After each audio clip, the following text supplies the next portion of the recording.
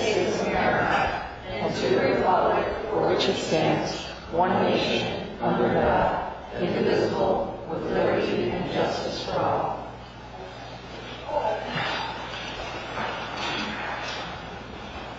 Taylor, can you do roll call, please? Oh, yeah.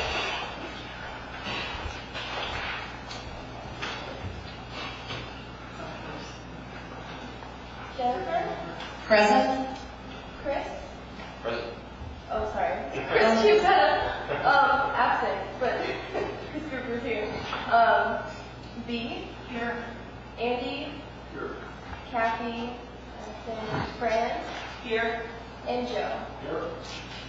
We have a quorum. Does anybody have any amendments to the agenda for tonight?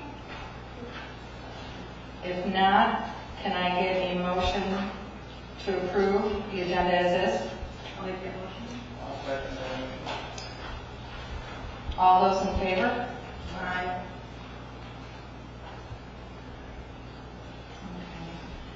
Has anybody signed in for public comment in regards to the Environment Committee meeting, not the workshop? Okay, no public comment. Under old business, recap for Community Nature and Harmony Awards. Joe, thanks for coming and helping out here tonight. They turned out really well last week. Okay, also moving up for, sorry for Bill's speed so that we can get the workshop for you all. Lands Cleanup Day at Culver Park. We were looking at the weekend of October 11th. I was going to suggest, unfortunately, I will not be able to do the weekend of October 11th. Was anybody else interested in doing cleanup days? I know you. Was anybody else from the committee willing to do cleanup? Okay. Would you guys be okay with maybe, Taylor, are you here the weekend of the 5th? Yeah. If not, I'm looking at October 19th. Okay. Would Saturday, October 19th work for anybody on this committee that's interested in volunteering? It's okay if you can. We just usually do about 2 to 3, so.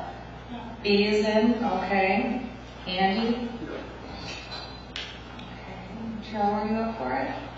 Okay. Taylor's in, I'm in. Okay, so we're going to schedule that probably around 10:30 in the morning. And then Taylor, I'll send you an email this week in regards to sending out the email blast to the schools to see if they can get.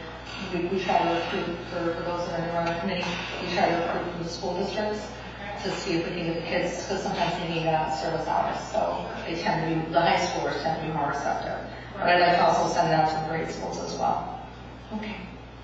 So that's October 19th and on Saturday, probably about 10:30 in the morning.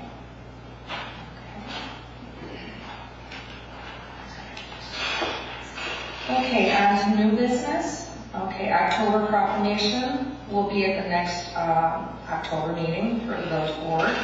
We're also going to be doing the Big Tree Awards. Thank you very much, Joe. And also want to see if we could reschedule our November 5th meeting, since it's the day after the election. Would anybody be opposed to rescheduling? Or, okay, reschedule it because instead of canceling? I agree.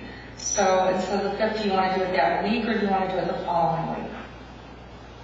So I'm going to propose either we could move it to November 12th, which is a Tuesday at our regular scheduled time, or we could maybe bump it to Thursday, November 7th. You can make the time. I'm going to suggest doing Tuesday the 12th. All those in favor? Aye. So we will move the next meeting and reschedule it to Tuesday, November 12th at 5:30 p.m. Do any committee members have any announcements that they would like to make, or if you would like to give any thoughts on what we're going to be talking about workshop tonight? Now would be the time to speak. You can, absolutely. Oh, you can turn on the mic if you want.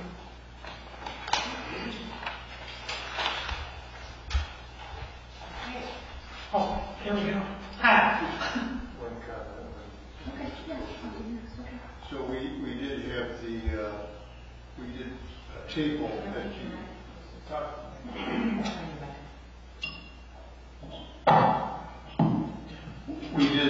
We did table at the Homer Township Seniors Event, Seniors Fair, and talked about 200 different seniors on the village community solar program.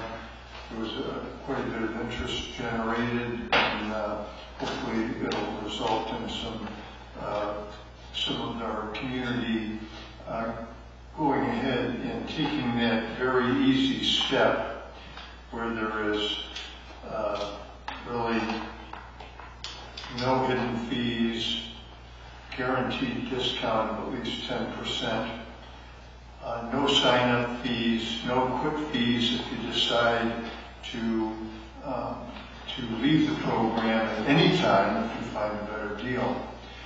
And I think it was made clear to people that this is not about putting solar panels on the roof. It's about sourcing solar power from a solar farm that's on the outskirts of the city, that's partnered with ComEd in a way that ComEd still services your line, but you're getting that renewable clean energy as part of the supply portion of your bill at that guaranteed discount rate. So I think people were impressed with that as an option to putting solar panels on your roof if you don't want to bear that expense, or if you also don't have a house that kind of fits that kind of solar, that's a good house for solar panels. So I think it was successful from that standpoint, and I look forward to some increased membership in that program. Okay, Dee, you said you had something to say? Yeah, I just wanted to say thank you to the committee for having the workshop this evening.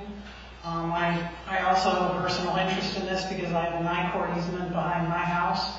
I've lived in Homer Glen for 40 years, and I'm kind of going through the same thing. So thank you very much for sponsoring this, and I look forward to hearing from everyone. Thank you. Anything else from the committee to say? I wanted to say thank you to everybody for coming and attending tonight. I have a lot of concerns in regards to protecting our heritage trees, especially being part of this committee with wanting to protect our environment.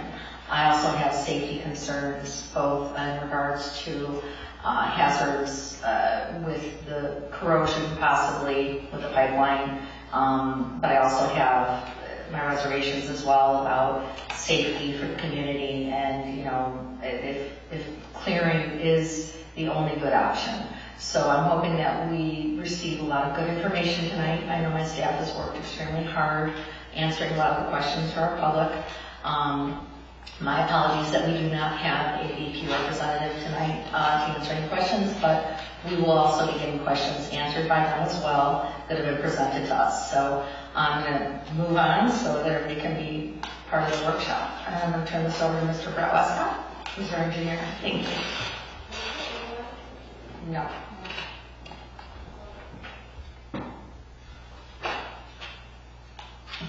All right, while we're getting that squared away, for those of you who don't know me, my name is Brett Westcott. I'm the village engineer here in Homer Glen. I want to echo a lot of what you guys have said. Thank you very much for allowing me to host this workshop in the Environment Committee meeting. And thank you to the residents who attended this workshop.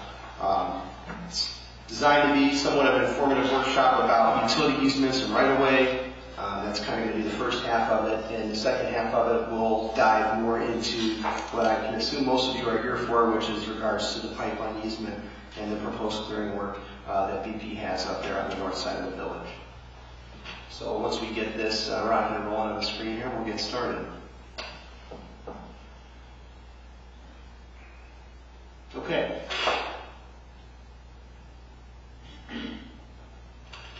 So we'll start pretty straightforward. What is an easement? An easement allows a person or an entity to use someone else's property. Oh, sorry. It says no signal. What is an easement? An easement allows for a person or an entity to use someone else's property for a specific purpose. They're established in writing, usually through a deed, a will, or some sort of contract. They can also be established through survey, through plats, final plats of subdivision. That's the most common form that we see in the village. You can have a plat of easement. There's kind of multiple avenues for that to be established. They are generally recorded with the county. In most cases, they exist in perpetuity, so forever, until that easement is released by the grantee. So in most cases, right, for an easement, you have a owner of land. In this case, it could be a developer or a single-family home owner that owns a large parcel. They are the grantor, and then they grant the easement to a grantee, which may be a utility company or for purposes of public drainage or other public utilities. So the other thing to talk about is right-of-way. And what that is generally defined as is the legal right established by usage or grant to pass along a specific route through grounds or property belonging to another. Right-of-ways can be considered as a type of easement. So a lot of times right-of-ways are used to express the limits of an easement right within that easement. The most common right-of-way that you'll encounter throughout the village are our public streets. Our public roadways and pedestrian facilities are encompassed by a public right-of-way. It can also exist on private property within the limits of an easement, as I said. So easement info, kind of we already touched on a little bit of that, right? Your grantor is your property owner. You're giving certain rights to a grantee, which is usually the utility company. As we stated, once it's established and recorded, it exists in perpetuity unless it is released, unless there are certain conditions written within that easement document that would release it sooner than that. Easements are generally granted to utility companies, but they can also involve ingress and egress from a property. We do see that a lot here in the village. Conservation easements are also another common easement that we see a lot here in the village. Some examples of that, they're used to preserve natural areas or wetlands. When we see mitigation for developments around ponds or naturalized planting areas, that's generally where those conservation easements exist. Prime examples of that, the Outlot D, the new Villas of Old Oak subdivision that was constructed off of 143rd Street. That row of trees there is protected by a conservation easement. Down south, Hidden Cove subdivision at Spaniel Lake, there are significant conservation easements that exist on those parcels in that subdivision, and those are largely limited on what you can do, right? You generally cannot touch those easements or alter them. It exists to protect the natural environment in its native state. Utility easements. So this is the most common one, like we said. They're generally called public utility and drainage easements are the most common type. They offer, kind of both public and private property. They exist over both of those parcels.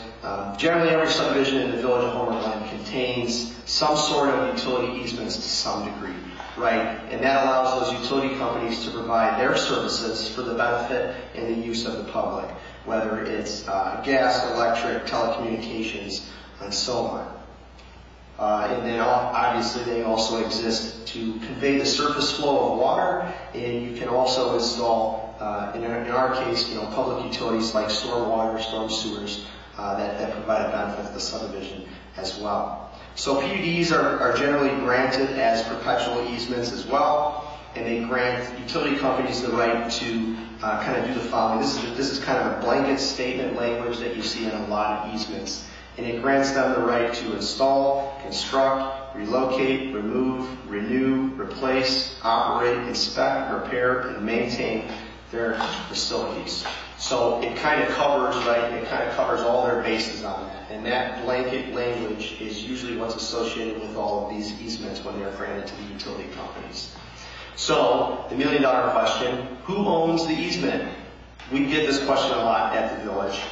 The easement itself, right, is just granting access and a certain defined rights to a utility company or a potential private entity, right? The property owners, so you as the property owner, you still own the land that that easement is platted over. You still own the land, right? It just kind of grants the right to access, install, and maintain within that easement.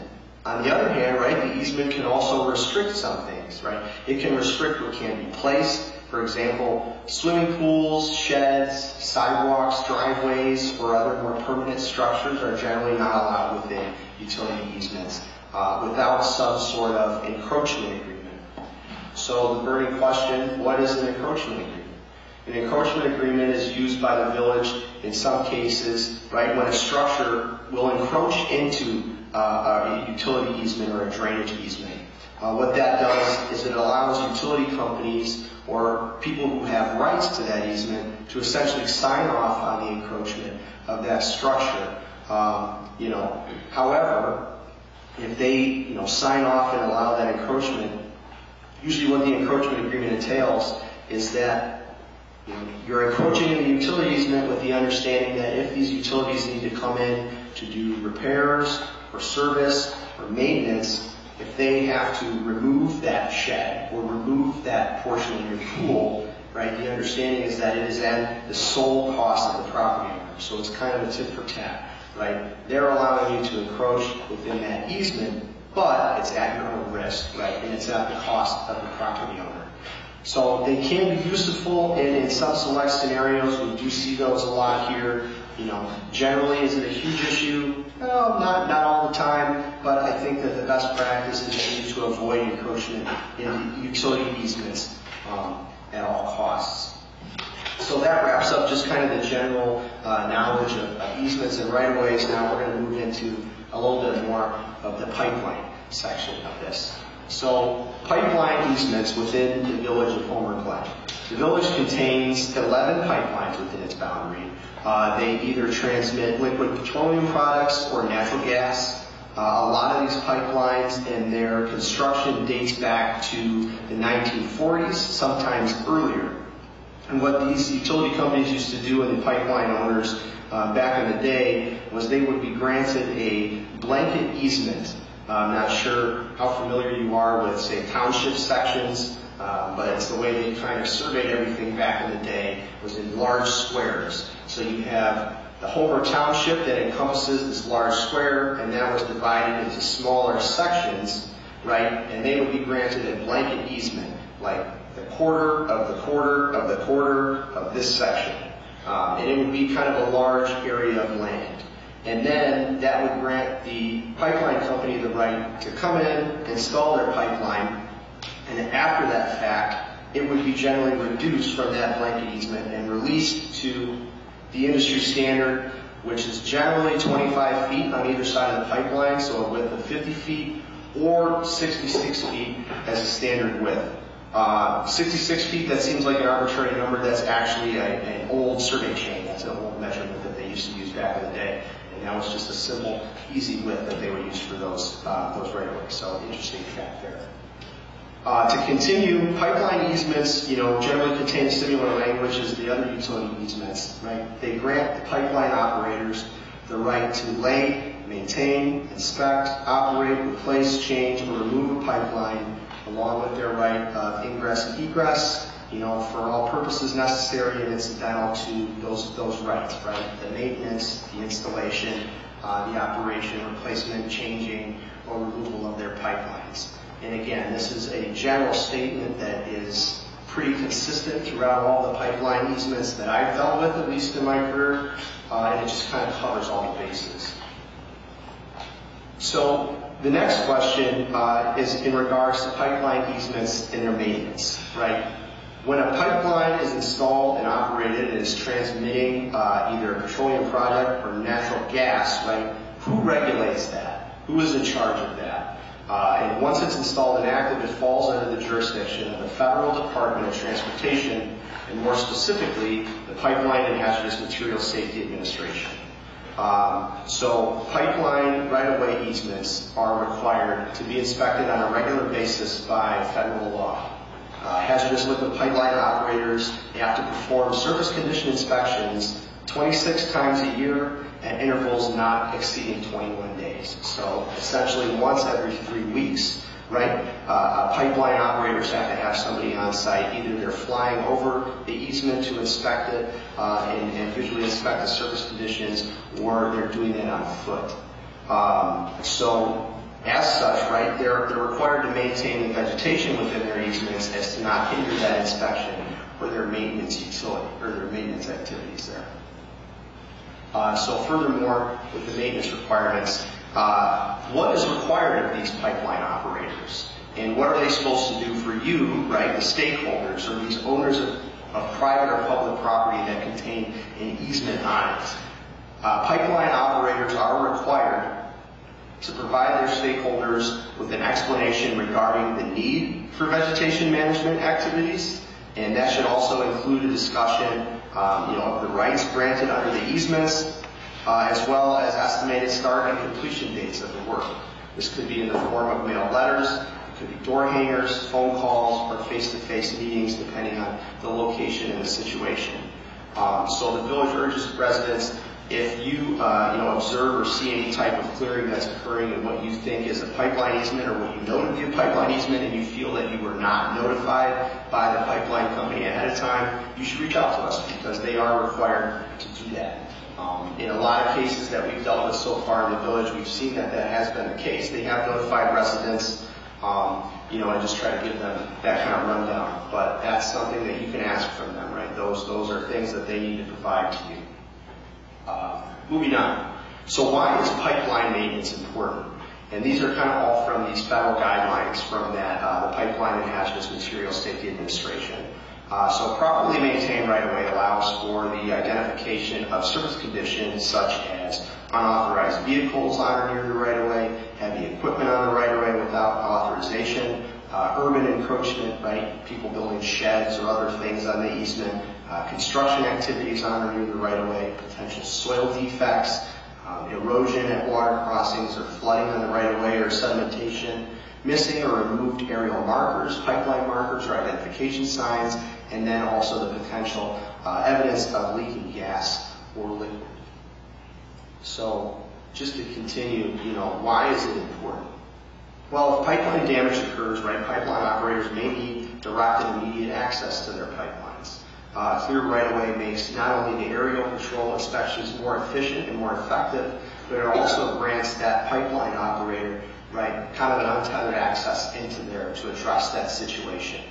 As we deal with it in this specific condition at Homer Glen with the tree clearing, right, there's a lot of questions. Why do they need to clear the trees within the easement? Is it just for aerial? Is it just for access? It's also for the potential to damage the pipeline coatings, which can contribute to the loss of integrity of the pipeline. So these two pictures that you can see up on the screen, these were actually taken within the village of Homer Glen. BP had to extend the casing when there was a widening of 143rd Street. I believe this took place maybe in 2023 is the date on these pictures here. So you can see the yellow line on that top picture there shows where the pipeline is, and you can see that there is kind of a rat's nest of roots that are grown around it or grown into the pipeline. And when they uncovered that, the top picture with Badger Daylight and the vacuum truck, they eventually cut the roots out of the way and excavated, and you can see that the pipeline coating was damaged after removing the stump and the roots in that area. So, more specifically, the BP pipeline clearing within the village right-of-way. They have a hazardous liquid pipeline that runs through the village of Homer Glen. The pipeline carries jet fuel from Manhattan up to O'Hare Airport in Chicago. What they've discussed with us and what they should have discussed with the residents was that, they believe that they need to maintain and clear their easement, and that's going to be necessary for them to provide efficient and effective aerial survey, provide means of ingress and egress as needed for inspection, maintenance, or emergency services, and to also protect the integrity of the pipeline. As we stated, the tree roots do have the potential to damage that protective coating. And now, more of what you guys are all here for tonight, and where we stand at the current state. What is the village doing? So at this time, the village has instructed BP to halt any tree clearing within the village limits. We've requested that they provide evidence of safety issues or conditions of their pipeline located within the village right-of-way that would show any type of degradation to the pipe or its protective coating. We ask that they provide evidence with that. We know that a lot of the residents are concerned, this clearing hasn't happened for an extended amount of time. Why now? Well, we ask them, can you show us evidence that these roots or these things are impacting the existing conditions of your pipeline? We do intend on continuing negotiations with BP to try and reduce the removal of trees within the village right-of-way. And we're going to continue our efforts to protect these forested areas that are impacted by the work. But we also, want to ensure the safety and well-being of our residents. And that's always going to be our top priority, right? We're trying to avoid a potential catastrophic event or something that could endanger our residents or damage the environment in that area. And that's always kind of the priority with this, and that is the goal. So, with all of that being said, the next one I have is to open the Q&A. I don't know if you want to do the public Q&A first, or if you want me to run through some of the questions that we received from residents and kind of put together and see if that addresses some of the questions maybe. Yeah, I think it would be better for you to go through the questions that were submitted that are answered fully. Thanks. Yeah, absolutely. So we've received a couple of questions from residents regarding the BP pipeline, either through emails, and I'm going to try to run through a couple of these questions and answer them to the best of my ability. We are still waiting for answers forthcoming from BP for a lot of these questions, and we're going to look to them on that one. But again, I'm going to answer these to the best of my ability. So there was a question about the fluid going through the BP pipeline. Yes, it is jet fuel. Is the pipeline currently being used? Yes, it is active. Some of these other questions I will defer to BP on. Let's see here. The 50-foot wide clear cut and the pipeline standards calling for a maximum 10-foot width. So the 10-foot width is referred to by I think it's the FEMC or FERC. It's another kind of pipeline maintenance thing. However, when the pipeline is installed and activated right, it falls under the jurisdiction of the DOT. And that's kind of more of these guidelines that we have here. So when I defer to those guidelines, what they say in regards to trees is that they should not be allowed within the boundary of the right-of-way, and that tree roots have the potential to damage pipeline coatings, which may contribute to the loss of integrity of the pipeline. However, right, there's another section in here that addresses some of our concerns with this, right? Although maintaining the right-of-way for 25 feet on each side of the pipeline is typical, the easement agreement may dictate otherwise. A smaller maintenance distance may be adequate depending on local conditions and methods used for right-of-way inspection, as long as it is adequate for access and inspection of the right-of-way surface conditions.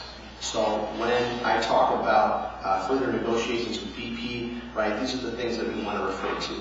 We want to reference back to these recommended practices and these federal guidelines so we can try to work with them on that one and reduce that overall imprint. In regards to taking down trees that are on public property, there was a question if the village would ask for compensation from BP. So right-of-way maintenance and clearing work for routine inspections, as we said, is required by federal law and allows for pipeline operators to efficiently and effectively inspect the surface conditions. However, the village would seek and request reimbursement for any damage to village property to the extent recoverable by the terms of the easement that exists, that the pipeline exists in, along with any limitations of state and federal law. And then, to kind of dovetail on that, it was the same question, but essentially if you're removing trees from private property, right, again, it was, in stating that, the right-of-way maintenance and clearing work, right, is routine inspections as far as the pipeline companies are concerned. However, the village would encourage private property owners can seek and request reimbursement from BP or any damage to their property to whatever extent they deem recoverable by the terms of the easement that exists on their property, and again, along with any state and federal law. There was, a question about, regarding property value and trees and the reduction in property value. I think there's kind of two things to look at there. In speaking with the assessor's office for a residential property, right? Trees are not considered in the assessed value of a property, but I think that we all know that it provides, kind of a selling point, right, for a property. While it's not an assessed property, right, in the real world, a wooded lot may be more, enticing to someone to want to buy a wooded or secluded lot there. So just a little bit of clarification there. There was a question regarding BP paying for a work permit, and if so, how much? Utility permits run around $1,200. We generally don't require those for maintenance, so it gets a little hairy there. However, a site development permit would be triggered by a portion of this work, and that usually runs around $300. So again, these are open conversation with BP regarding their maintenance and clearing work and kind of abiding by our village code in that regard. There was a question regarding the notifying the residents once they receive confirmation of the required work. Yes, absolutely, we can post that on the website. That can be made publicly available. And, kind of revisiting the tree roots and the compromising a steel pipeline, while carrying jet fuel under positive pressure. So just to reiterate, right, the concern with the tree roots is not they'll grow through or puncture the pipeline. The concern is roots growing around or against the pipeline, right, damaging the protective coating. Or if a tree's roots are growing around a pipeline and there is a storm or some other, natural event, and that tree blows over, can it rip the pipeline out of the ground and compromise the integrity of the pipeline? Tree roots are specifically identified and called out in these federal guidelines. And I really think that if that wasn't a common thing, if that wasn't something that I experienced on a regular basis, that wouldn't be in these guidelines, right? If they didn't identify it as a potential safety issue. And then, kind of also as an answer to that question, I was kind of referring back to those pictures of the tree roots there, damaging the pipeline within the village limits. Let's see, we're going to run through a couple of these. This workshop will be posted on the village website for public viewing. We are recording the audio for this, so we'll have that posted as well. We will be notifying residents before this work is scheduled to begin. If we get to that point, right, at this time, we've instructed them not to clear any trees until we have further discussions with them and appropriate permits are applied for. So in regards to the Homer Glen tree ordinance, there was one question about that, right? If residents are subject to the Homer Glen tree ordinance, why is BP not held to the same standard? So to address that, I'm going to flip through my handy village code book here and just read through a section of the scope of the tree ordinance here, the preservation ordinance. So for the scope of this and the applicability of this, right, it's kind of a three-part thing. Number one, any new property that's being developed that involves a preliminary plat in the village, right, following March 31st, 2006, which was the start of this preservation code here, that triggers it. Any property being developed pursuant to an application for a lot division, right, so any subdivision that occurs after March 31st, 2006, that would trigger it. And then the last one that they have on here is any parcel or parcels of land 5 acres or more in size on which the owner or his or her agent removes or otherwise disturbs significant trees or protected trees in violation of the provisions of this section of the code. So the clearing work that they've proposed is less than 5 total acres, so that wouldn't trip our tree preservation code. However, I think that the goal here is to find a happy medium between, safety and our residents' concerns over the tree removal. So what the intent is to negotiate with BP to say you need to file for a site development permit. You need to likely perform a tree survey within the limits of your easement and clearly identify the trees, their size, the health and condition of the trees, and also, if there are other invasive species that can be removed, and kind of all of that within proximity of the pipeline in their work plan. Trying to see if there's any other. A lot of the questions kind of overlap with what we addressed in the presentation, and a lot of my answers really defer back to those federal guidelines when it comes to this. There was one question regarding federal regulations call for avoiding pipeline installations near populated zones. And when the original easement was put into place, this area was not so heavily populated. That is true. Is BP abiding by this? So I think that for any new installations of pipelines, yes, there is a significant list of planning documents and information that they've put together that tries to mitigate any type of new pipelines being installed by any heavily populated areas. But the granting of this original easement and the construction of the pipeline predates the construction of a lot of the single-family homes in that area, really, other than that original farmhouse, who were the owners of the property, and the grantors of the easement to Standard Oil back in 1946. Like we said, they had a large portion of that easement, and they released a large portion of it all except for that 50-foot wide swatch that we see today in 1956, so that property could later be developed into a subdivision. There was one regarding knowingly, homeowners didn't knowingly enter into decades-old easement agreements. Are there any updated agreements? Are we still under the 1940s agreement? That's a good question. Right, as we stated, utility easements last in perpetuity, so forever until they're released. Homeowners, when purchasing parcels, would be made aware of this easement as it would be shown on their final plat survey when they're closing on their homes. If you have questions about those things, those are great questions to ask your realtor before closing on properties.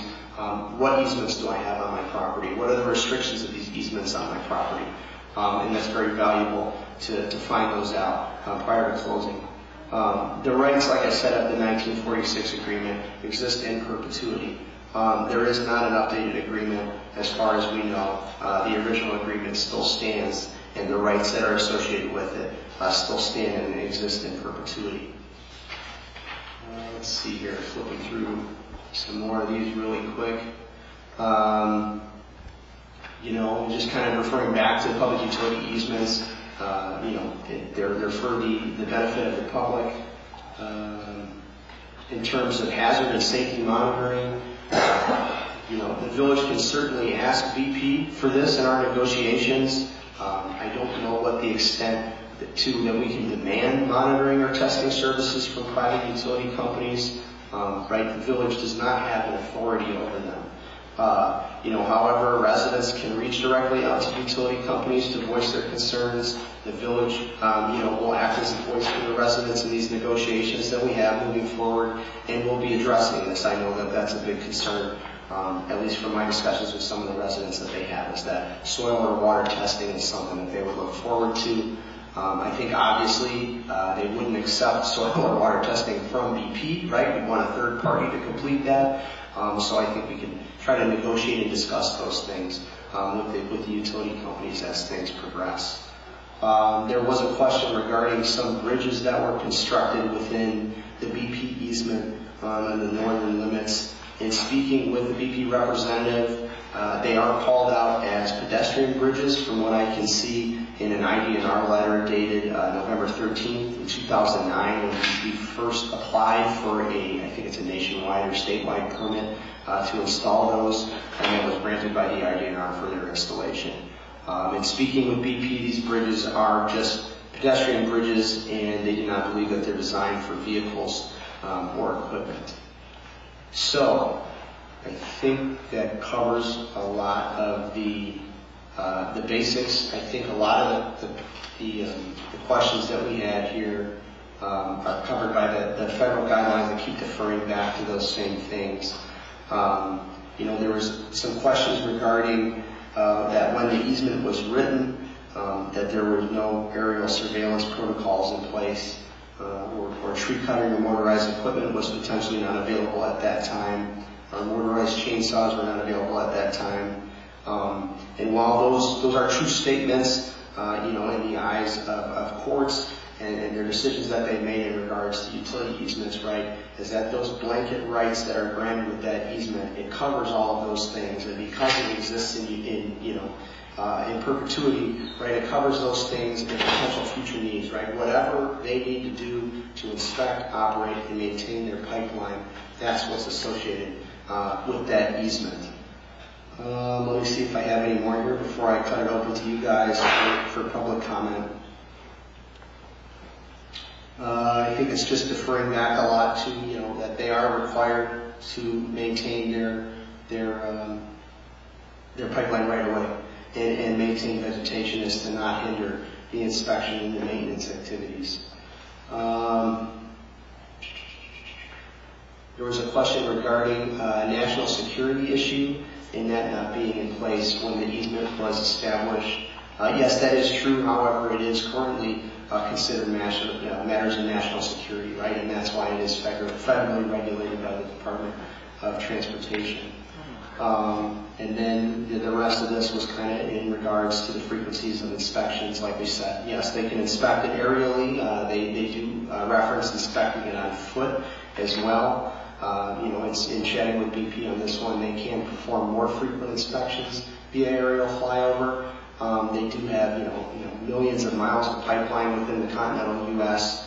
So sometimes doing the foot inspections, from their standpoint, right, may not always be feasible. And it's more efficient for them to do these aerial flyovers. I think that covers a majority of what I can handle with these with the questions that were submitted to me for now. So at that, in this point in time, I will turn over the floor to the residents. When I post this on the website, I have a couple of useful links that I found for a lot of these things and items that we discussed. It's references and good information for residents regarding the PIPA, which is Pipelines and Informed Planning Alliance regulations that we discussed, the Pipeline and Hazardous Materials Safety Administration on the Department of Transportation website. We have the ICC Safety Program and a link to view that, as well as some other pipeline awareness documents that are all publicly available online. Okay, and then I just want to reiterate that all this information, all these questions that have been presented to us prior to the meeting will definitely get answered both by Mr. Westcott and from BP. They will all be posted publicly on the website along with the other information that Mr. Westcott just referred to you, including whatever questions are asked again tonight or concerns that are brought up. So with that, let's start public comment. And if your questions have been answered, you don't have to speak, but if you still have something you want to say, please do. Time limit's going to be 3 minutes. And if you need to send that, just request from the board that, from our committee members, that you would like an extended 3 minutes. Okay? So Mr. Dave Wilkes. I'll go at the end. I want to see if these people got to say. Okay, I can circle back. I just signed because there was nobody here. No worries. So, excuse me if I put your name, Sandy Bersensky? Excellent. You said it excellently, yes.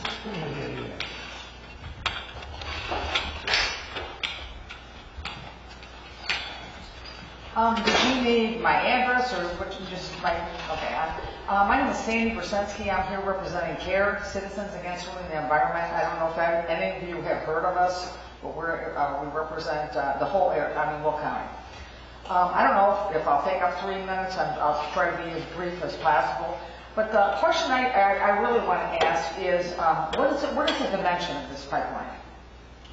I believe the dimension of the pipeline is 8 inches outside diameter, from what I've seen.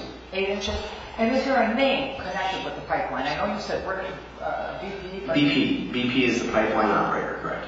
Okay, but there's no name, like they didn't put a name onto the pipeline? Not that I'm aware of, but I can get that question answered by BP. Okay. The other thing is, have you guys requested any type of pipeline maintenance schedule, maintenance and inspection reports from over the years? Yes, we have. We reached out to them. Reached out to them. Okay, and what about violations or any type of anomalies or any type of leaks? I think that's imperative to find out what's going on since this pipeline is so old.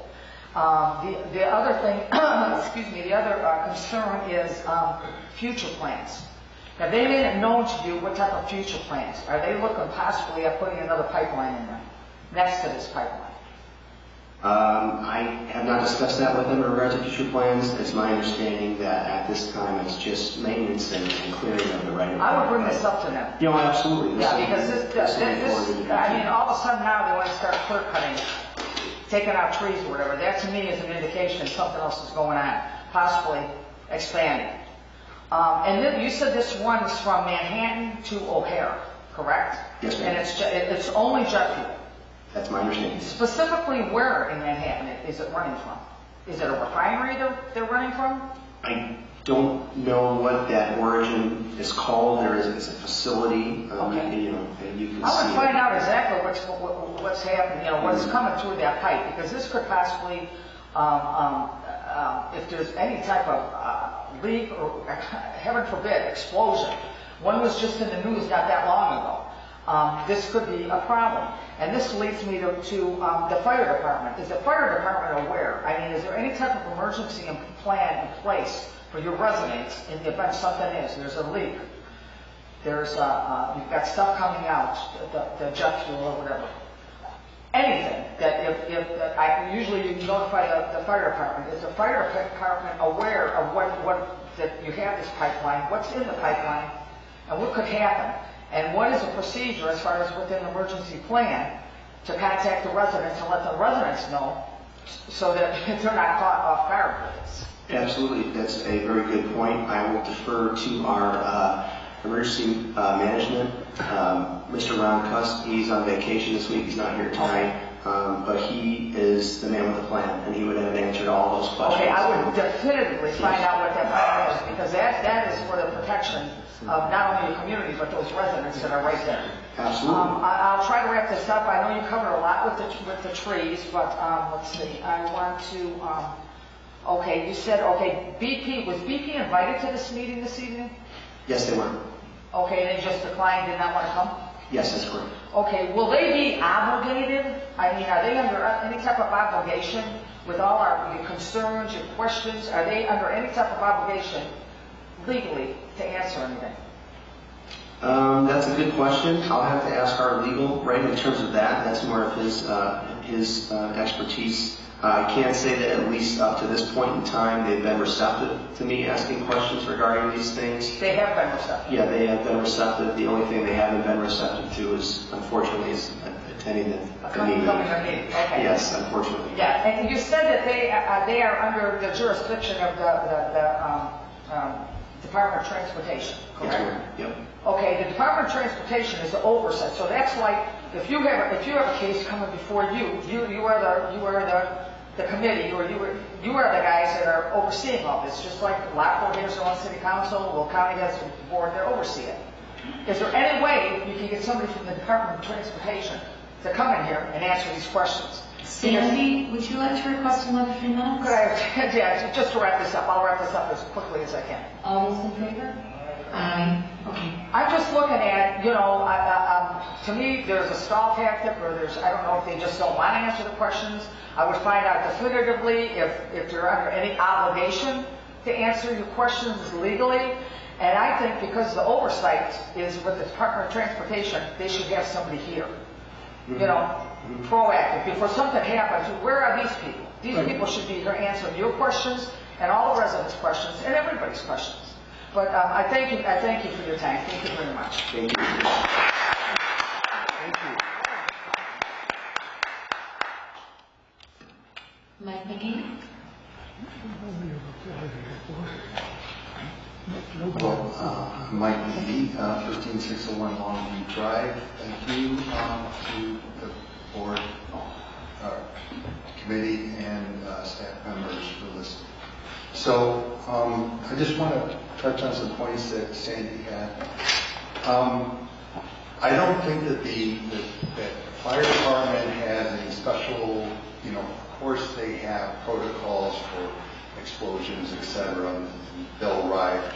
But the flashpoint for jet fuel is much higher than for natural gas liquid. So I sent this, there was a question from Sue before earlier today.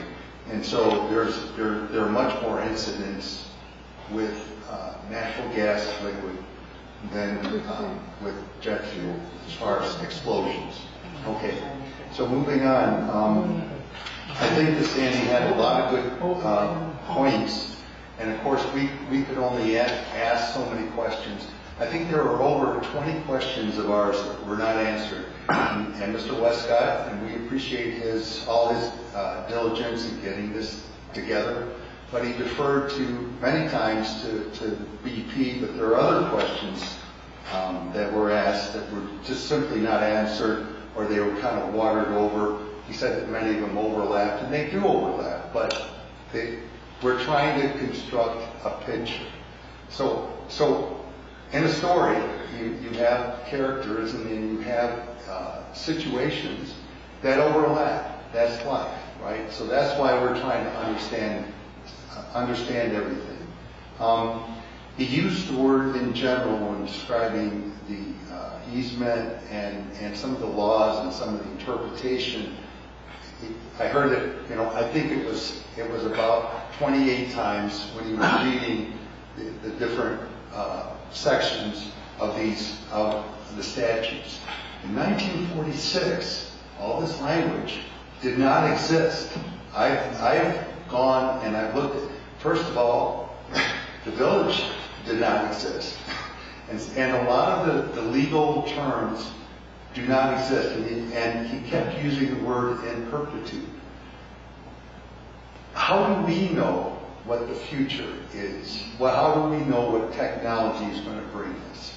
You cannot just and use the statement blanket that the easement was defined and then it was put in this blanket and then these squares went out and then they were able to install their pipeline, and then of course our easement took over. Our easement is the legal right that we have that has prevented BP from basically clear cutting our property. We know that because 16 years ago they walked away from us. Mike, would you like to request another 3 minutes? Sure. Thank you. Numbers? So, sorry, I'll let All you in guys favor? confirm. Aye. So that's what, and Sandy brought up, and I'm sorry this is a little emotional for me because I came here without a statement and I just wanted to hear what was going on.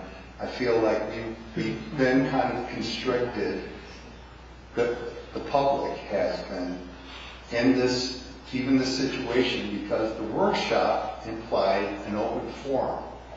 So I'm not saying, and I suggested to your chairman, I said, we're responsible people. This is not going to get into a shouting match. We'll take our times and our turns. And I appreciate that. We really expected, we expected BP to be here, and to the standing point, why doesn't the village attorney say, BP, you need to have somebody here because we have the public here. This is what we've already decided is going to happen. This is not even a forum, if you want. So the concept of or premise of workshop, that's not really what this is. And then also, because this is not engagement. That's what we wanted. We wanted engagement with Mr. Westcott, and we wanted engagement, especially with BP, because, as Mr. Westcott said, well, I'll defer that to BP.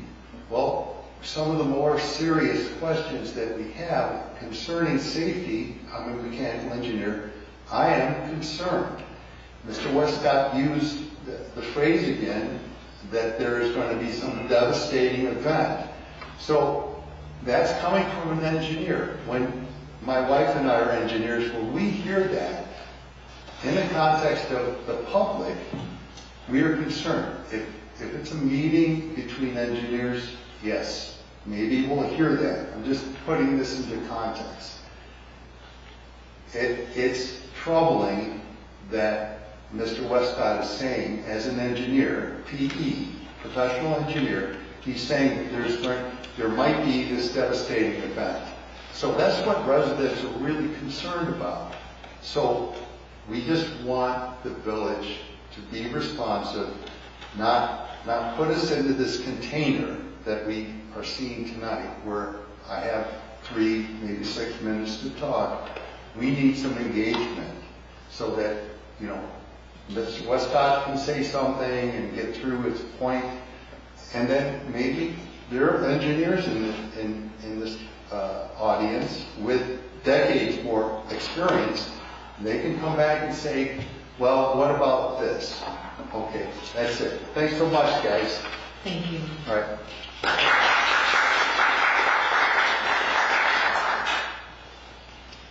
Chris Adler?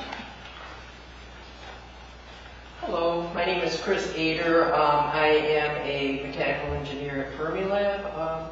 Some key points I wanted to bring up. Yes, we do have an easement on our property, and clear cutting would effectively tear through our property, and the homeowner is left with a tract that cannot be built upon or cultivated in any way. We have the burden of paying the taxes and have to deal with any unsightly removal of the things natural along our tract, and our property is heavily wooded. And the original easement said that we could cultivate the surface on our easement, and that the pipeline company is responsible for replacement of losses due to any work necessary. Clear cutting goes against this concept. The original intent was to provide Standard Oil with a conduit for the pipeline while temporarily affecting the surface to facilitate the pipeline installation. Subsequently, crops and vegetation would return above the pipeline. If the pipeline repair is needed, it could be addressed at some cost from BP.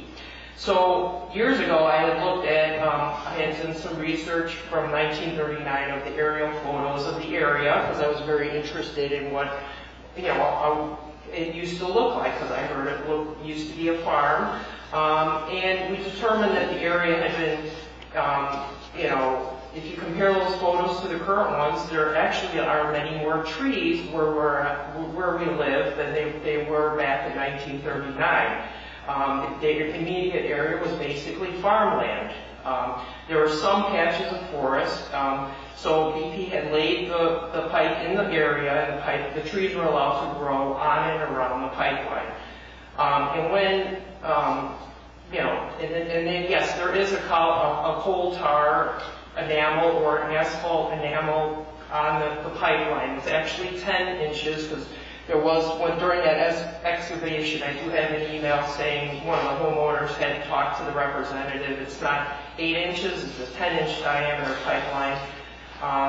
And some of this, the one thing that was not brought up, which is a key point, with yes, the coating, but there's the cathodic protection.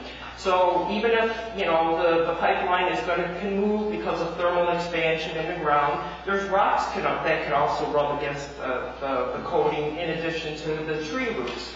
But with this cathodic protection, which is like a science beyond like even my understanding as a mechanical engineer, and I went to one top electrical engineer at Fermilab asking for some explanation, and he has no information about it. So it's a high-tech science, but if some of the coating is removed, the current automatically goes up, in that cathodic protection. So it's a self-regulating system. It's not just you turn it on and, if it doesn't work, or the efficiency of that system doesn't degrade. It's self-regulating. So that's another key point. There's also stress corrosion cracking that can happen in the pipeline. But again, it's the cathodic protection. That's a key point that has to be brought up, and that was not brought up. Our pipeline was put in, and decades afterwards, the oil companies were not concerned about the tree roots because they were not aware of any issues. And so since the deed of, since the deed of easement is a contract, it is construed so as to ascertain the intention of the parties as gathered from the entire instrument at the time it was created. And that's from a lawsuit, Intermount Distribution versus Public Service. I can give you that citation. But basically, you have to look at what was the original intent of that easement. You can't just say, oh, it's a blanket perpetuity. Yes, but you have to look at, and legally, that's what I did. I went and talked to some lawyers to say, and if BP had the legal right to come in and clear cut, absolutely. That lawyer, they would send a letter to our house saying, we have the absolute legal right to remove all your trees within that 50-foot easement. They haven't. They're willing to negotiate, talk to you, scare people, oh, it's going to explode, and actually safety is number one in my mind, always. Christy, do you want to extend for another 10 minutes? Yes, please. Board members, you okay with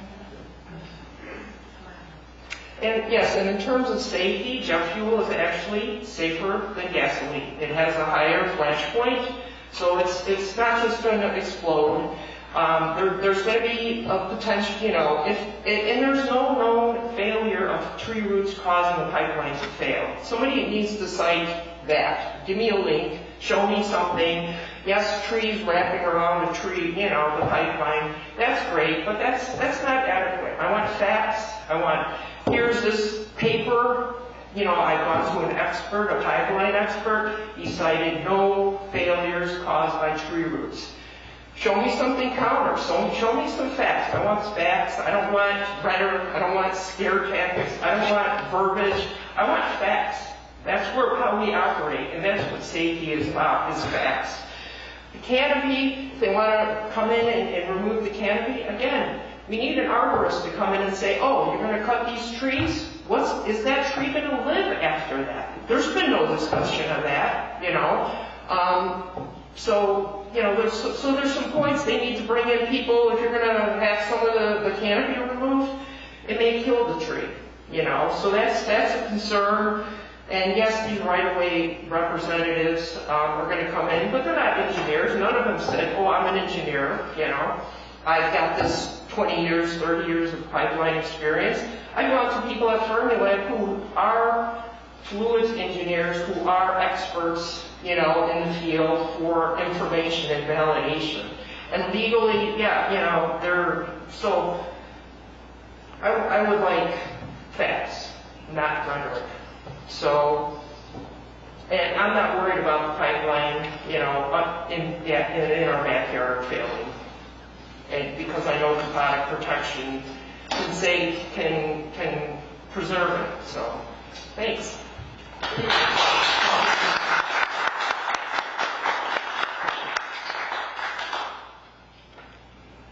Eileen Stolt.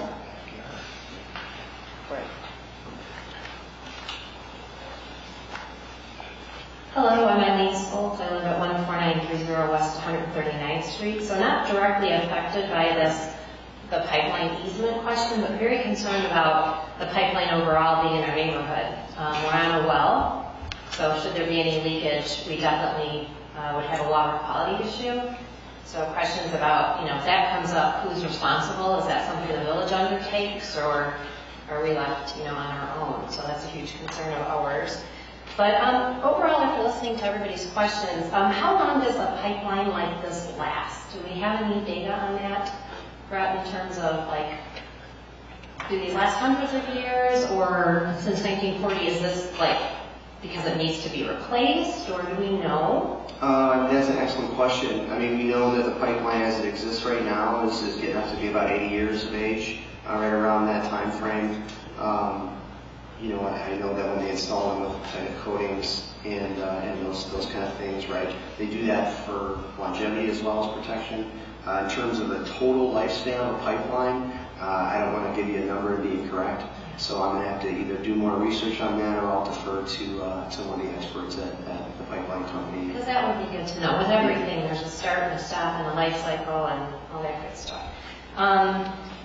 You mentioned in your presentation about the 26 times a year inspections. Has anybody ever seen anybody? You have? Yes. Just one, yeah. One. Multiple times I have. Okay, just really curious about that, because, yeah, again, it's not our property, but I'm just curious if they actually been out to inspect.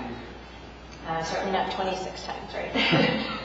Do we know why they're doing this now? Like, what brought all of this up with notices to the homeowners? Like, what was it? Do we know? Is there something wrong?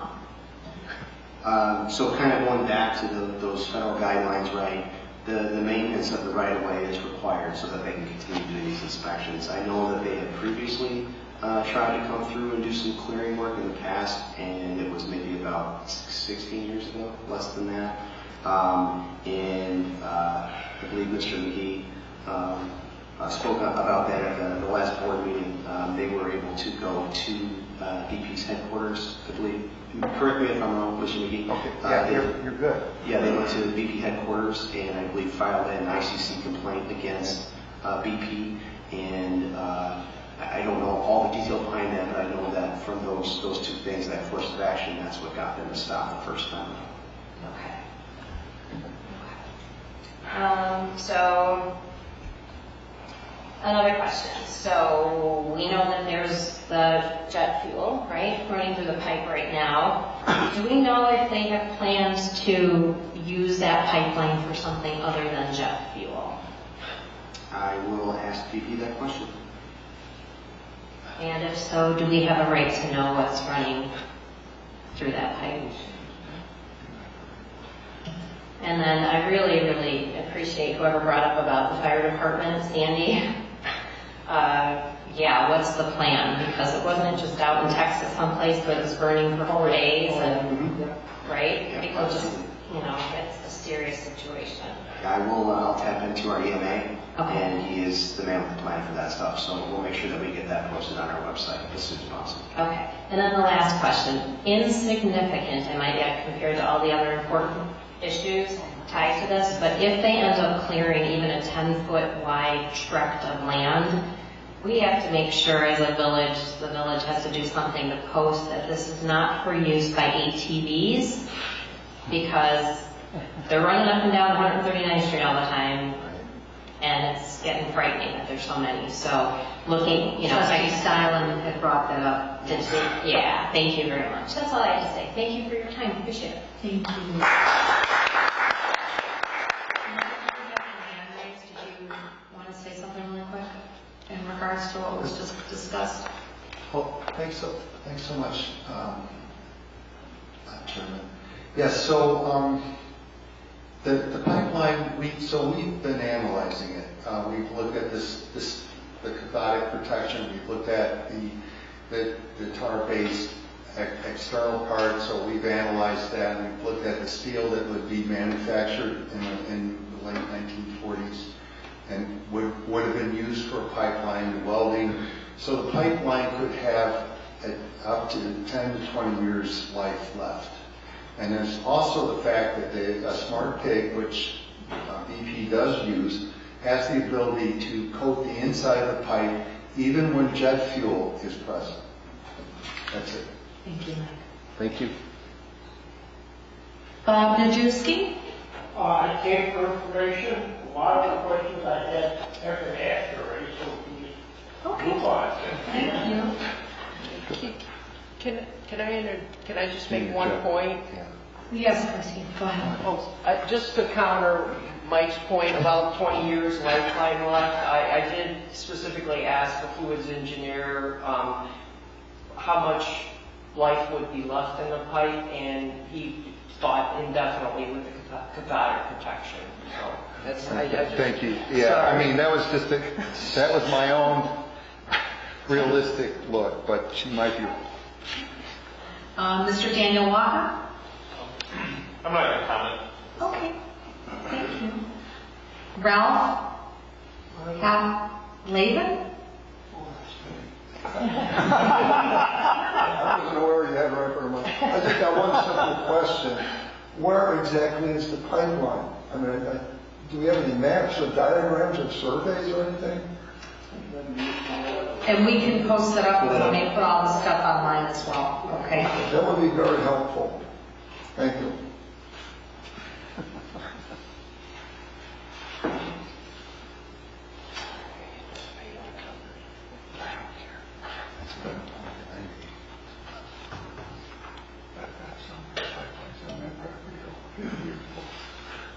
Adrienne Ferrari?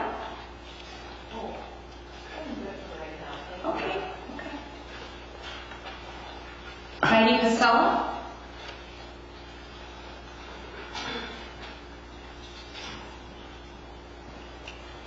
Hi, I'm Heidi Casella. I'm not a resident along the pipeline with these people in the crowd here, but I did want to speak out. So I met Mike and his wife, Chris, last month, and we had been exchanging emails, and we spoke on the phone about the BP pipeline. And Mike, he has designed, installed, and operated piping systems that carry different fluids above and below the ground during his work experience and at Fermilab. I'm quoting you. Sorry. I have to, because these are Mike's words in his bio that he sent me, and he also mentioned his qualifications on BP easement, aerial surveys, national security, pipeline integrity, and civil engineering considerations. That's only a tiny snippet of his qualifications.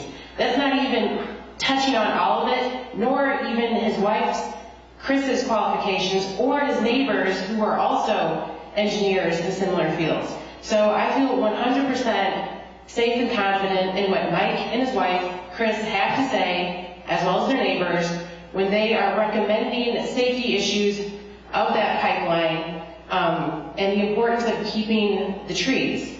So let me just pull up my page right here. I wanted to mention that the pipeline was put in when the trees were already 80 years old. And when trees age, the growth of the roots do slow down a little bit. And tree root systems are important. They improve drainage. They are good with stormwater management. Tree roots can play a role in repairing contaminated soils, stormwater filtration, and tree roots also capture and store carbon dioxide. It's to reduce greenhouse gases. So with that said, I support them if they feel the trees are needed to be kept. I believe that to be true. And I do have a question that I'm not sure if it's been answered yet. Does this have anything to do, even minutely 1%, have to do with the 143rd Street road expansion? I will verify that, but from my understanding of discussions with BP, these are very much separate things. Right. That's all I have to say. Thank you for your time. Samantha Balugas? You're okay? Yeah. Okay. Margaret Sabo?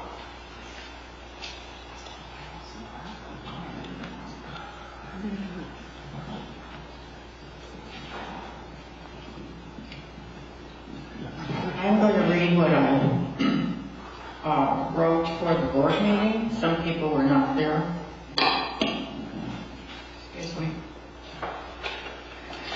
About 16 years ago, British Petroleum had started to cut trees, and the work was unannounced to the village of Homer Glen and its residents along the pipeline.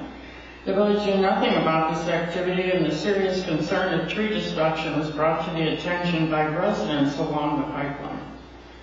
In response to this problem, the village had meetings with representatives of BP, an arborist on behalf of BP, Homer Glen residents, village mayor Jim Daly, manager Paula Lauer, engineer Mike Salamovich, and other Homer Glen staff members. The Environment Committee members, including Trustee Margaret Sabo, who was the Environment Committee chairman at the time.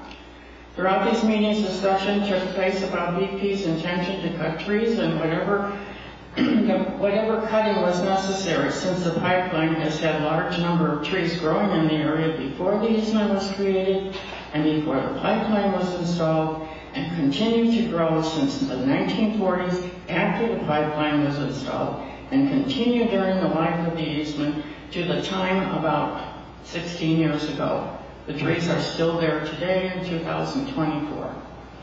As it was deemed important to walk the pipeline to observe closely the situation from Lamont Township, Homer Township line to 151st Street, Engineer Mike Solomovich, Trustee Sabo, concerned residents, and representative on BP's behalf did just that. They could walk clearly, see details, and noted where the trees were growing along the way in relationship to where the pipeline was. The results from the close observations were that there was no obstruction from the trees, which would prevent problems, no safety issues from the trees, and so the trees remain to this day. The residents whose trees were cut by BP before any meetings took place with the village had a choice of whether they wanted to be compensated monetarily or compensated in the form of tree replacement by BP. Since that time, BP was to notify the village of their intentions in the future and beforehand. All the information concerning the BP pipeline easement and what took place should be on record with the village since about 2008. Also, the wording in the easement agreement should be carefully reviewed. Is BP required to gain permission from the property owners first in order to cut trees? I have heard that they do. It would seem that clear cutting to observe the easement from the air has its disadvantages. It is not possible to see much of any problems as it exposes the route of the pipeline for those who are hostile and wish to do damage. In 2024, the village and its residents now face the same destruction issue. The trees were not the problem since the 1940s, not a problem 16 years ago, and are not a problem today. So why? Thank you.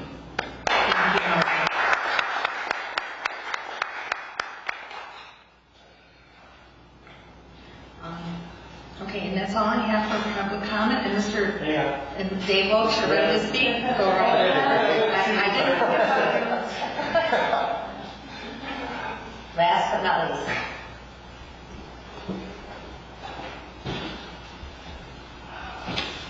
Thank you all for coming out today. I apologize. Thank you. I look forward to getting your comment on tape. My name is Dave Wilkes. I live at 13411 South High Road, not in your territory. I'm a retired pipe fitter. 36 years I put pipes above and below ground. You people all missed the whole account. You're the only village that's complaining about these trees. You already confirmed that you haven't heard or seen anybody on the pipelines. For the last 3 years, they don't use choppers no more, they use drones. And the problem is drones need clear sight of view. They're not cutting the trees down because of the roots and everything else. That's profitable. We've done cathodic protection. The only place we've done it in the last 20 years is at Great Lakes Naval Base. They are right. Cathodic protection would do it, but it costs millions of dollars to put it in. The Navy base put it in, and what it is magnesium tubes. And they're tied together with a cable, and they read it for temperature, heat, and everything else. So the cathodic protection on the lines, they don't do it on pipelines. We've never put it in on a pipeline yet.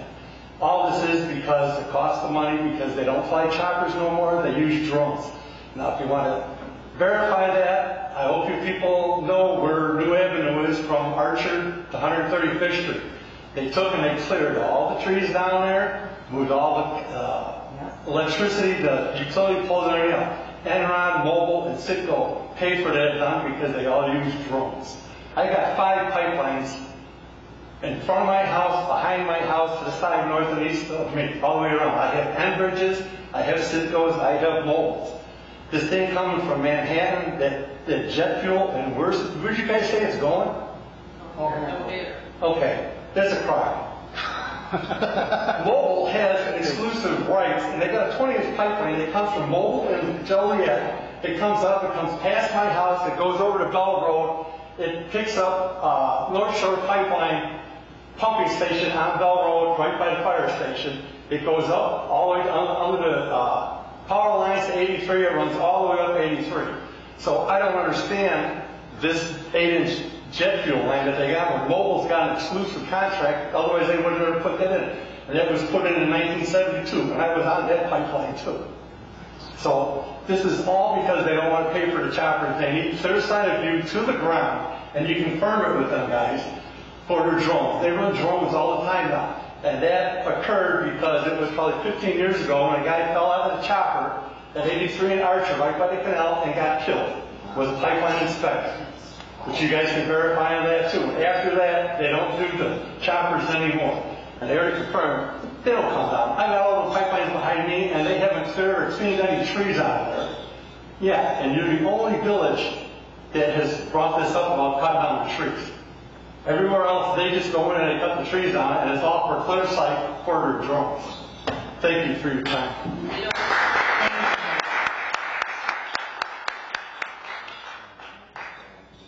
Now that we're done with public comment, I wanted to make a comment tonight, and I also wanted to get a consensus from my board.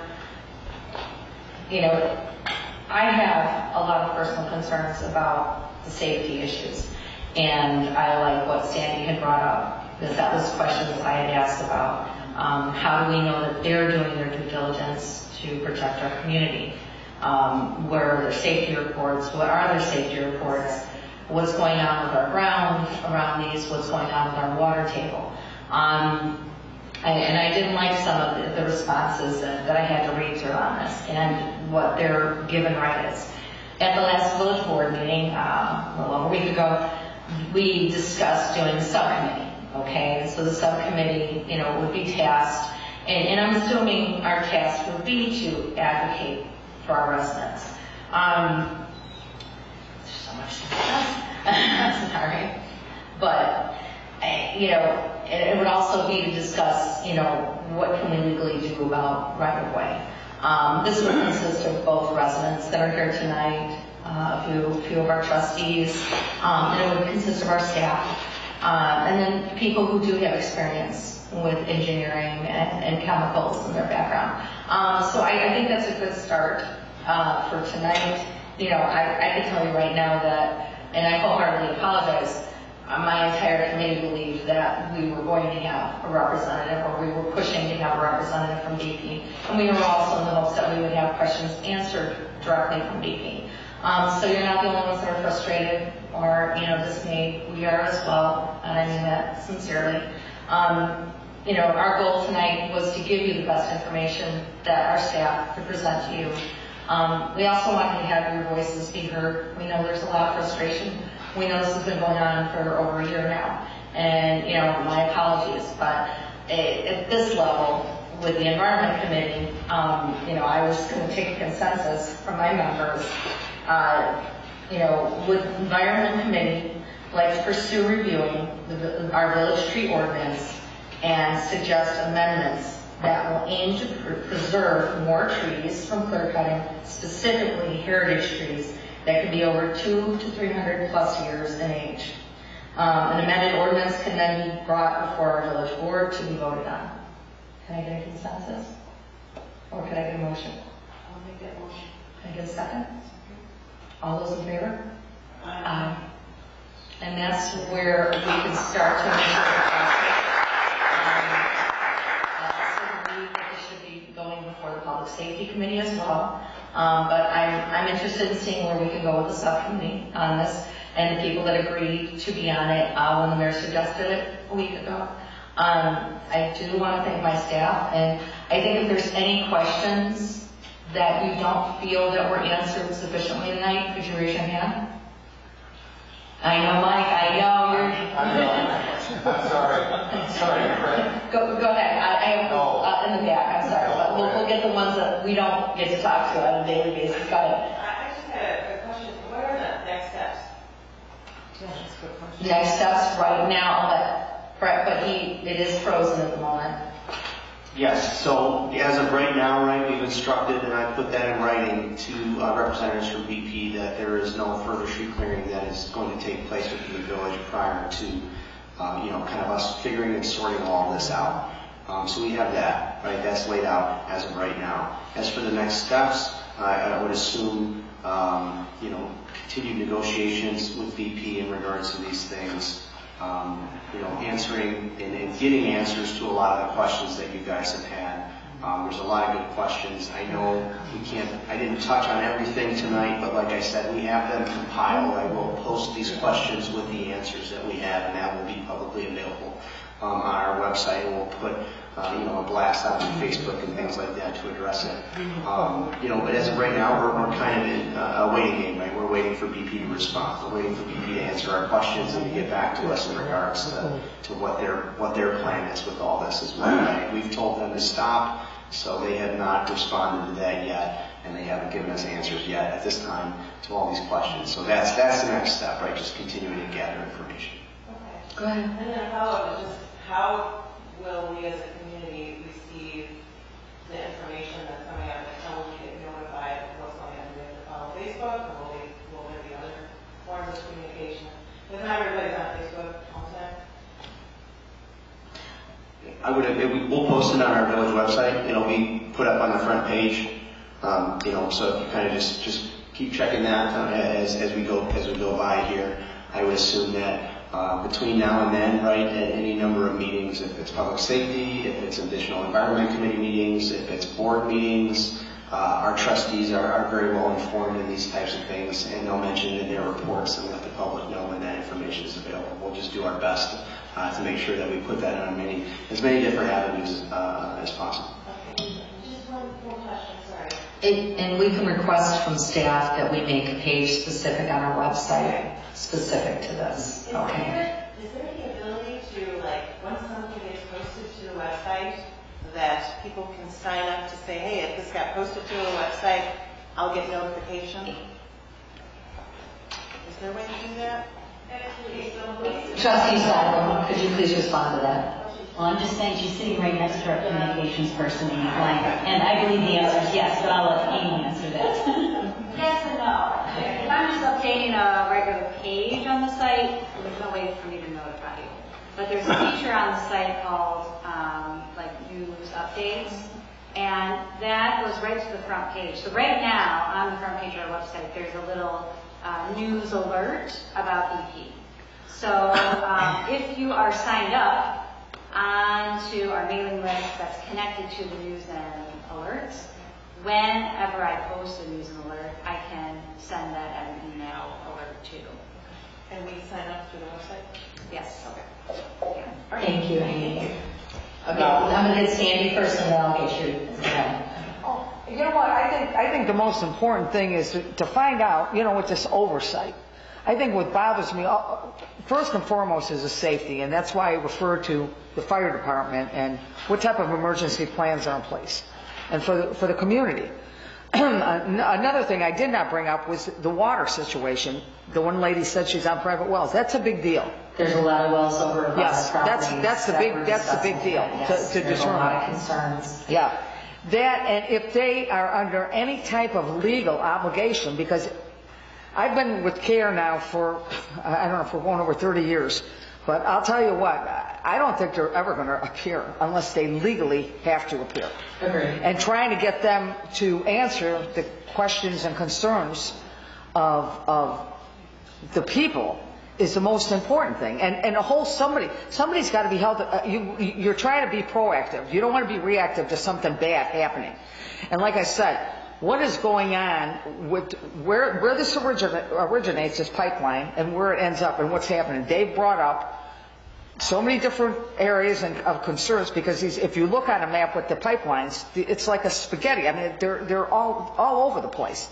And one of the biggest things I know Kara's worked on is we've been involved in pipelines, we've been involved in trains, but the other thing with the pipelines is, you said jet fuel, then you get into tar sand oil, and you get into other things. There are so many questions connected with it.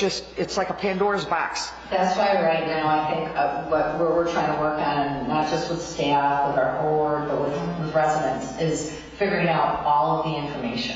Right. Once we get all of the information, then it's, okay, how do we advocate, how do we fight some of this? One last comment. I just want, and I don't mean to interrupt, one last comment is I would try to get, okay, Okay, they don't want to answer to you, but they've got to answer to, okay, who are they going to answer to? They're going to answer to the Department of Transportation, them. You know what? Those people are the ones responsible. You guys are trying to do the best you can, and you're like up against a rock and a hard place, especially with the residents, because the residents are going to come to you guys and say, well, why aren't you doing anything for me? Well, I can't do anything for you. It's not in our jurisdiction. It's under this, Department of Transportation. I would call them and tell them, you know what, get down here and answer the questions of these people and their concerns. They are the ones who are the oversight of all of this. Why aren't they here? They should be here then. Because like I said, dollars and donuts here, I wouldn't hold my breath for British Petroleum, BP. I really wouldn't. I'm not giving up hope yet, so I'm being cautious that we can gather more information. But it's a learning process for all of us right now, figuring out how to go about advocating on behalf of the residents. I do understand that, there's strength in numbers, right? Absolutely. And the more vocal everybody is and the more information they gather, I think that helps us learn where to go, who to go to, and how to negotiate. So it's been done before in the past. As Mr. McGee has pointed out, this happened in 2007, 2008. Margaret Zago was a part of that as well. Complaints were filed. So we're getting there. It takes a little bit of time. It takes a little bit of ingenuity and people working together. And I think we're honestly starting on the right track. Well, I thank everybody for coming tonight. And generally, everybody lives here. Nobody's comfortable with jet fuel under their homes. So go ahead, Mike. So, I just, forgive me if I was a little too emotional. So we appreciate the fact that you organized this meeting, that you went to BP. I didn't think it was going to happen. We're a little frustrated that the format was a little bit different, but I think you eased that out for us in the end. So we appreciate that. We appreciate Mr. Westcott's time and effort. I know this is, as Sandy said, this is a Pandora's box. I mean, there's so many, it's so complex, and you can take whatever part of this argument and make it your own, right? You can take things out of context. What we're trying to do is we're trying to get the information together so that we can make an informed decision. We don't want to, my wife and I'm sure the rest of the residents don't want to do something unsafe, right? No. That's the last thing we want. And so we did approve 3 trees to be removed from our easement, given their proximity and what we thought might be a reasonable argument and their size, right? So it isn't that we're resisting completely any work. We're just trying to understand, because it seems like the envelope started with Mr. Workman last year marking trees, and again to Margaret's point regarding notification, and Mr. Westcott did talk about the notification, and it seems like it is appropriate, but we residents have seen BP come on the property, mark trees for destruction, and not inform anyone.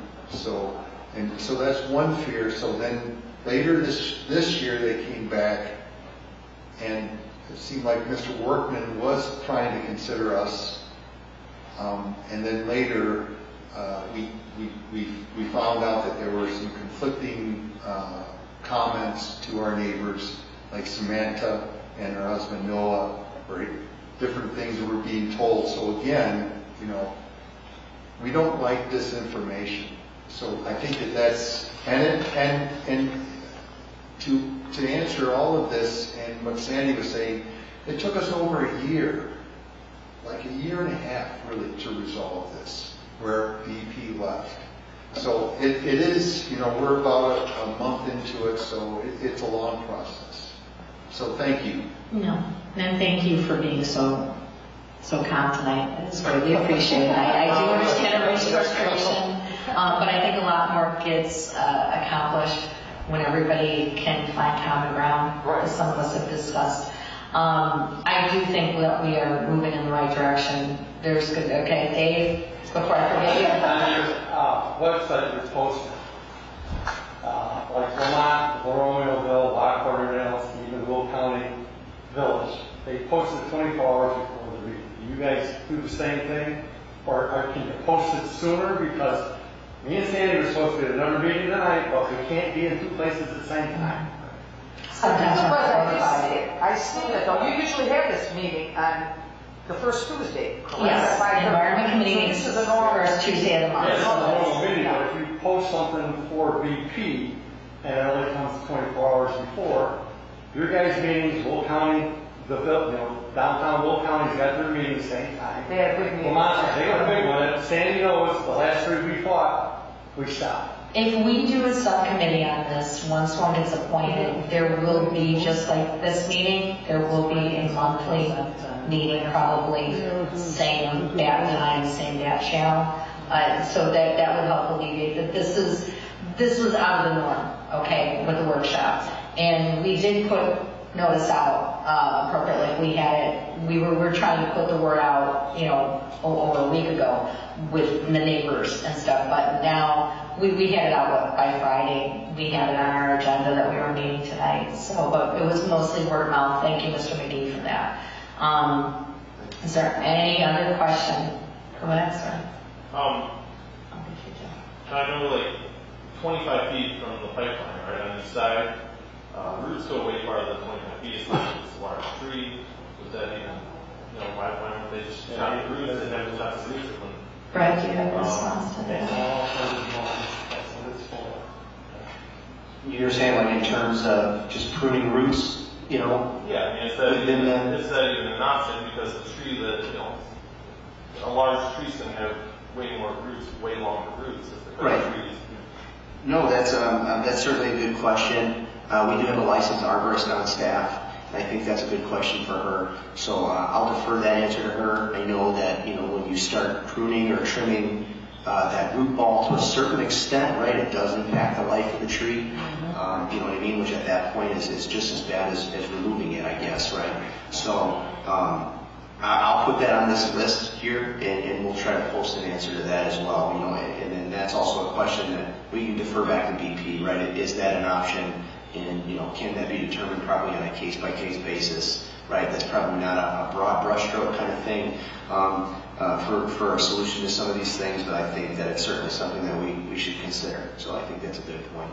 Also, you said something about removing invasives. Does that include like noxious, poison ivy?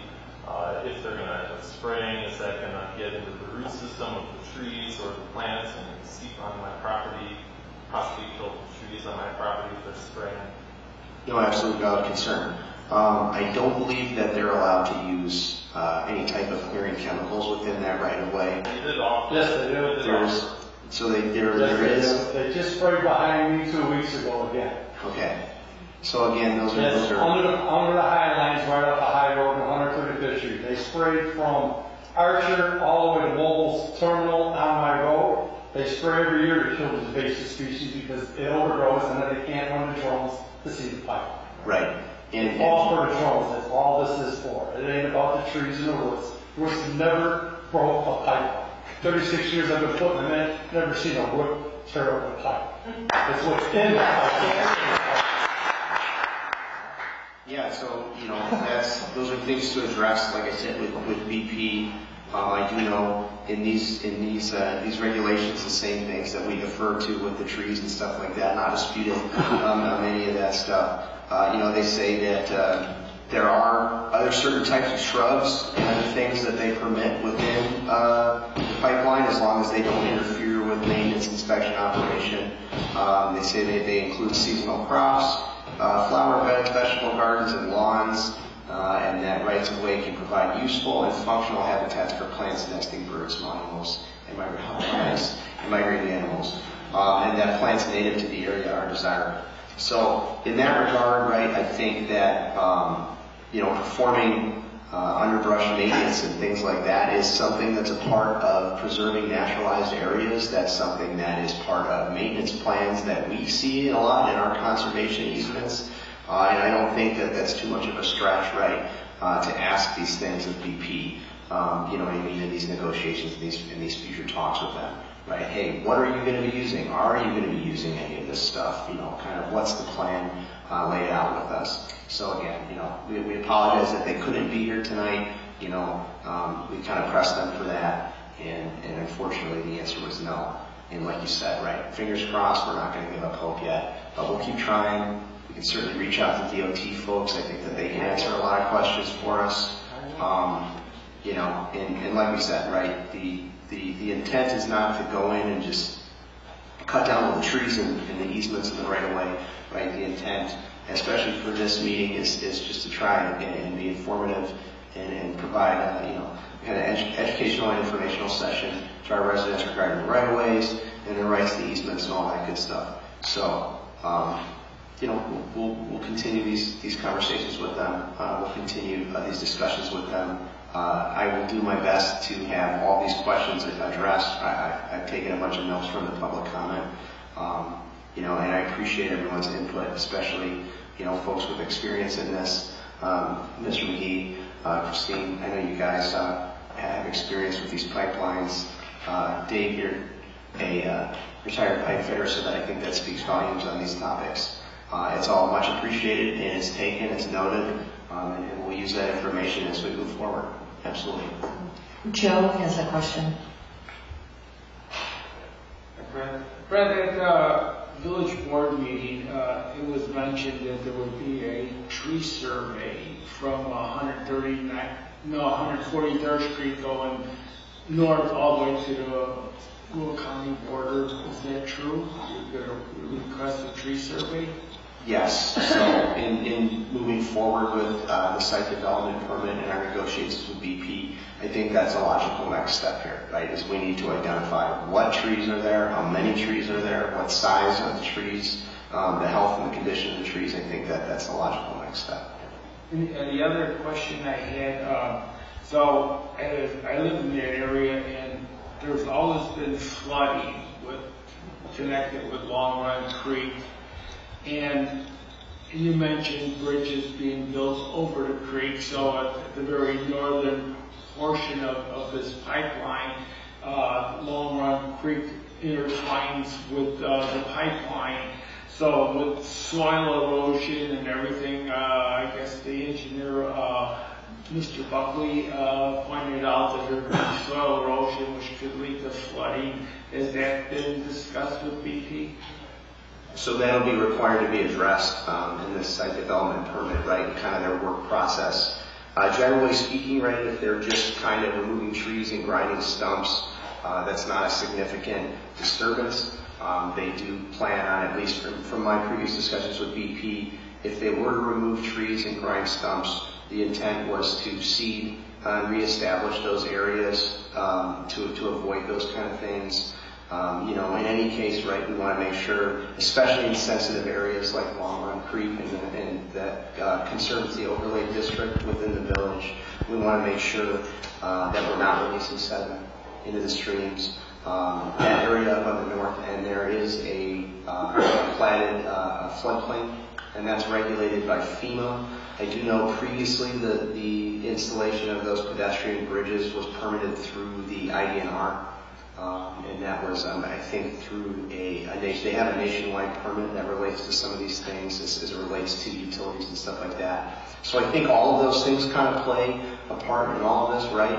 But that's not for us to tell BP what to do. It is for us to tell BP what to do. But BP needs to tell us, right, how they are addressing these things, or they need to identify that this is the nationwide permit that allows us to do this, or this is what allows us to do this. So, you know, again, I think that these are all questions that they need to answer, and that we're going to ask them moving forward. Okay. Staff is actively looking into the permitting right now and other evidence that have been brought to our attention. So I just wanted, and that once we have an idea of what direction we're going, that too will be posted on the website.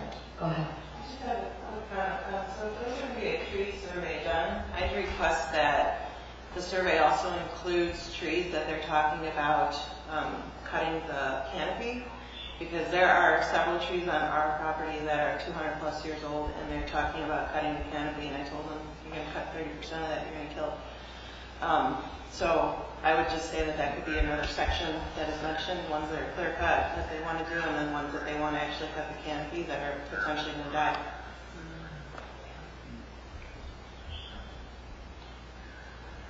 Yep, that's a very good point, absolutely.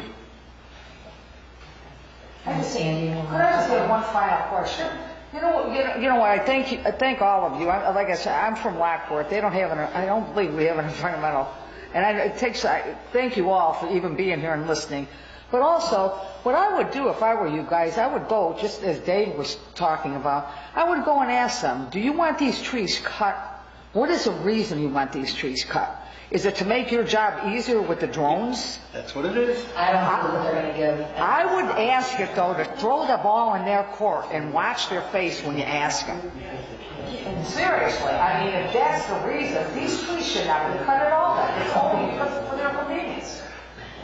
Chrissy, you got one last comment? I got one last comment. No, you got to always keep in mind, they're always bringing in the right-of-way companies to come in. Mm-hmm. They're representing, they're the legal buffer between them and BP. So that's why we're not going to get the answers. We're not going to get BP here. We don't even have the right-of-way company here. So always remember that we're not going to get the answers. But you know what? Keep asking the questions. I mean, we can ask them, but you know what? 30 years, we've been a thorn in somebody's company's side. I'm telling you, do it, because I mean, nobody else is going to speak up. You know what? You guys do it. You know, see what they say. You know, it doesn't hurt. It doesn't hurt to ask, but it doesn't hurt. But to show that you know the real reason what they're doing. It shows that you guys are informed and know what's going on. The worst response from you guys is either no or no response at all. I agree. But thank you very much. Thank you all sincerely for coming and speaking tonight. I hope that everybody was able to get across what their messaging was and feel that they were heard a little bit. Is anybody else on the committee? Sue, you have anything else to say? I'll just give you my list of questions. All right. Thank you all. Can I get a motion to adjourn? In a second. Okay. All those in favor? Everybody have a good night. Thank you.